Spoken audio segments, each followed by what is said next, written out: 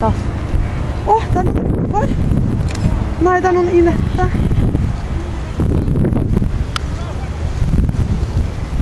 Det ligger en inni der også, ser du det? Han går mot den nå.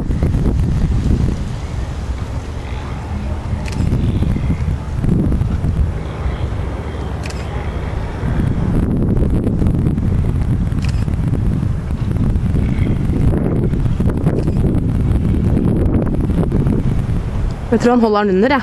Han holder den under, han i lilla der. Nei, han snudde den faktisk. Han hjalp den, det var helt sykt.